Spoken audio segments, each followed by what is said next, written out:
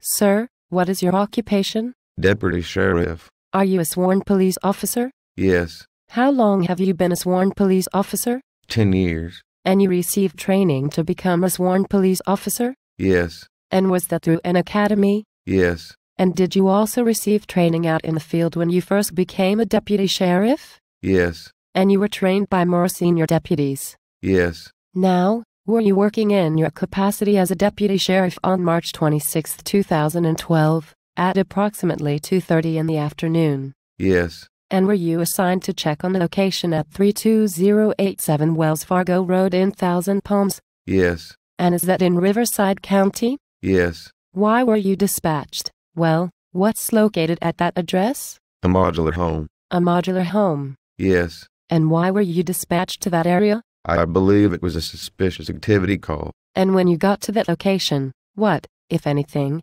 did you discover? There was a large pipe on the trailer that ended up being stolen. What was stolen? The trailer. Okay, and when did you discover that the trailer was stolen? After I did a records check the route dispatch. Okay. At some point during this assignment you made contact with Mr. Eric Wolfgang. Is that correct? Yes. And do you see him sitting here in the courtroom? Yes, I do. And where is he sitting, and point him out, please? He's sitting at the table. Do you recall if you confirmed whether the trailer was stolen before or after you had contact with the defendant? I believe it was after I contacted the defendant. Okay. Did you go up to the door and knock on the door to question somebody about the trailer and the big pipe that was in the driveway? Yes, I did. And did the defendant, Mr. Wolfgang, answer the door? Yes. And did you ask for some kind of identification from him? Yes. I believe he provided his California driver's license. Okay. At some point did you run his name through dispatch? Yes, I did. Can you? When did that happen?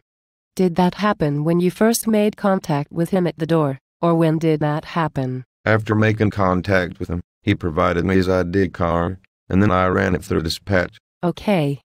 Did you ask Mr. Wolfgang when you first made contact with him if he was on probation?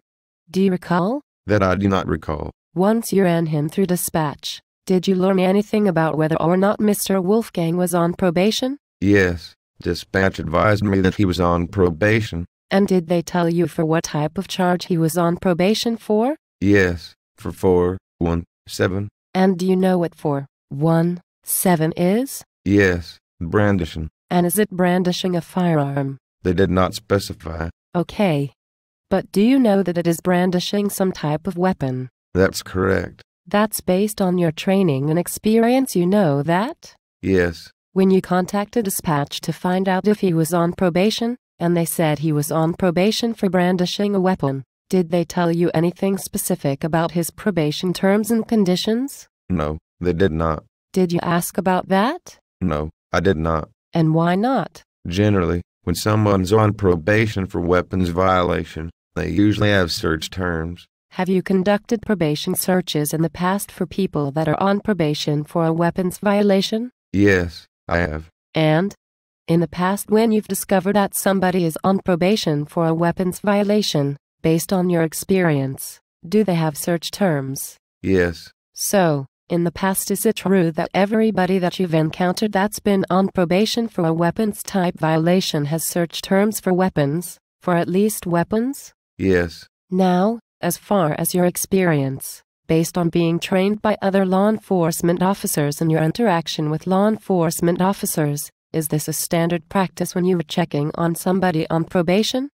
Can you explain how you do that? We provide dispatch with the subject that we're checking's name, date of birth, and then they run it through their system to see what their contacts are to find out whether or not they're wanted, or if they're on probation or parole. If you find out that someone is on probation, are you given specific terms and conditions of that probation when you run them through dispatch? No, we're not. And in your experience, do law enforcement officers obtain specific terms and conditions of somebody's probation when they are checking them through dispatch? No, we do not. And in your experience, do law enforcement officers obtain specific terms and conditions of somebody's probation when they are checking through dispatch? No.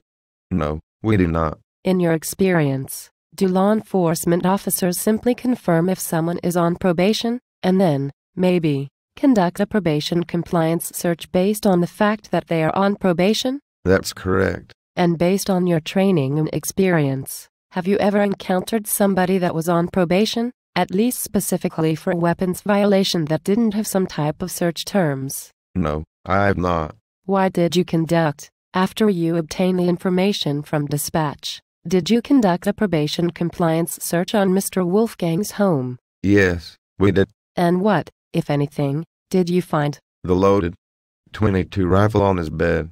And why did you conduct a probation compliance search at that point in time? Well, because he had that stolen trailer. He was on probation, and to further investigate whether he had any other items of evidence. I don't have any further questions right at this moment.